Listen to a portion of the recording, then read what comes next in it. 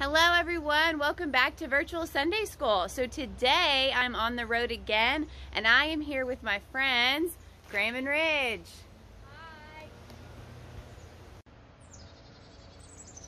Hi. My name is Graham. My name is Ridge. I am in 4th grade. I'm in 4th grade. And my favorite thing about being a kid is not paying taxes. My favorite thing is, from experience of having Christmas, is that we get a lot more presents.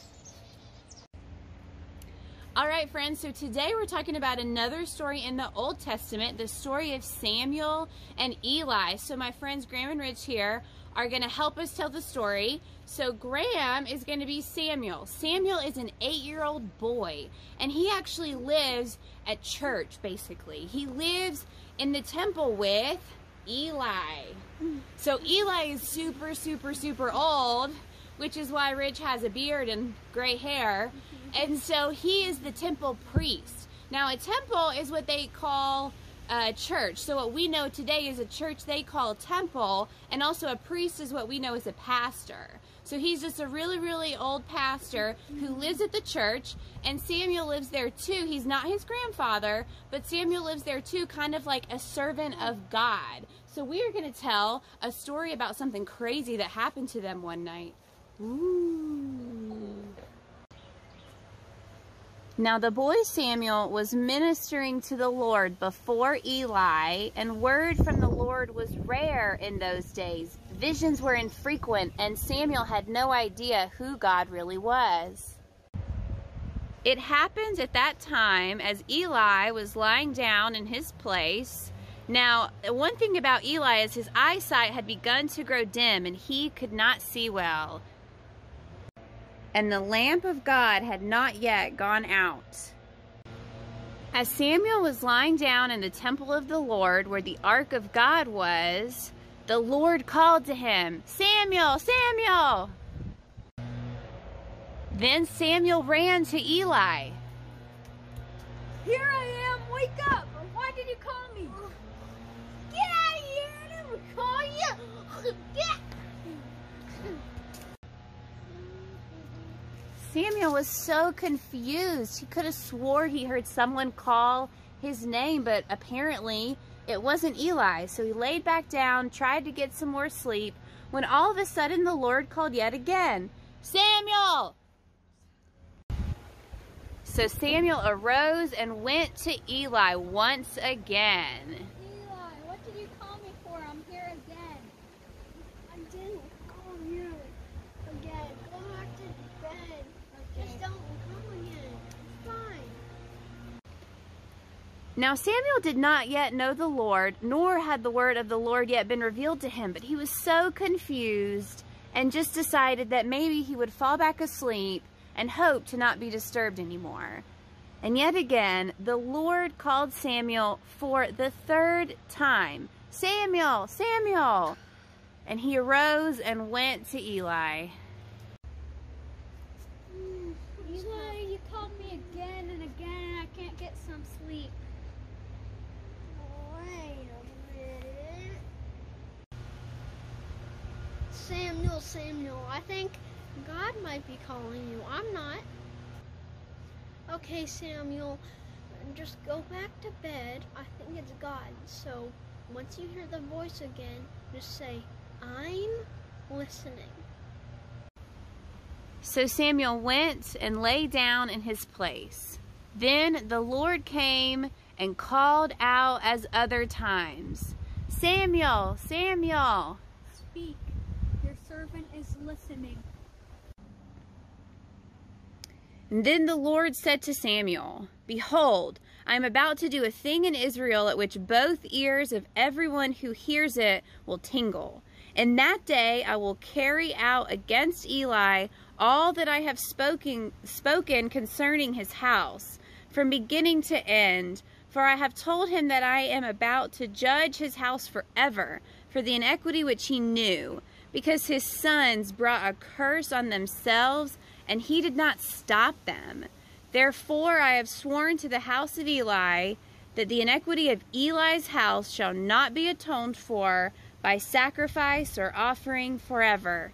Basically, Eli is in a lot of trouble with God, and Samuel, I really need you to help and to take over.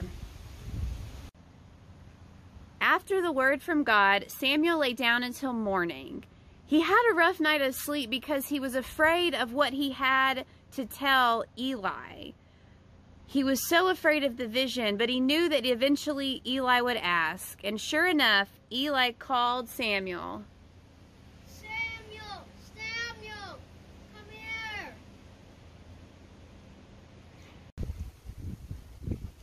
Samuel! Samuel! What did God tell you? Tell me everything. I want to know. So sadly, Samuel told him everything, and he hid nothing from him. Thus, Eli shared with him what God had said, and Eli just couldn't believe it.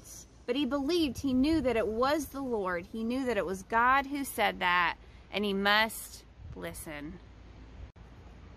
Thus Samuel grew, and the Lord was with him, and let none of his words fail. All of Israel knew that Samuel was confirmed as a prophet of the Lord.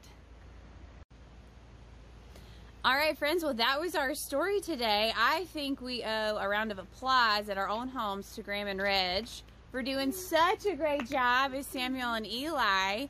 But before we go and we look into our activity today, I want to talk a little bit about this story. What I really like about this story is that God chose Samuel to call, not Eli. Eli was a pastor and Samuel was a kid, and God thought that Samuel was the right person even as a kid. So I'm curious, guys, what do you think about that? What do you think about the fact that God chose a kid over an adult?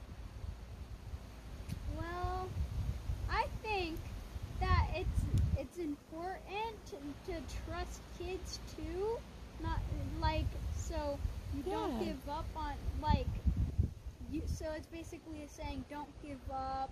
Yeah, don't give up on children. Yeah. And like, children can do the same amount of stuff as adults can do. Right.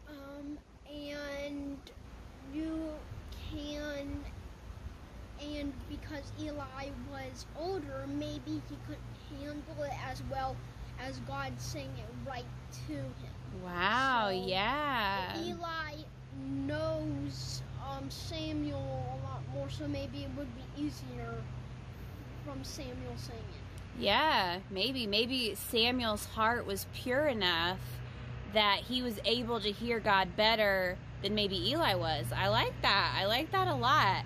All right, so the last thing I want to talk about is that what I like about our story is that it says that God finds children important. God believes that children are important, and I think that's a great message. So I'm curious what you all think. What do you think that you do that makes you important to God? Well, I think some things I do, I have a lot of them, but some of the things are praying. That's good. When we eat dinner, thanks be to God, and before we go to sleep, just bless the day and bless the world. That's good.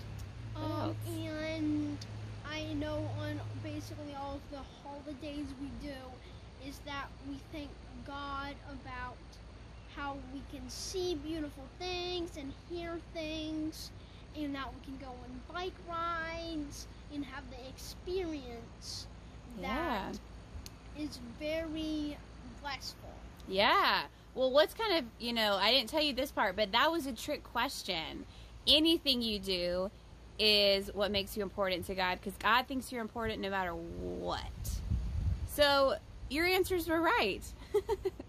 But God finds you important no matter what you do, even as a kid. I think that's a fun lesson.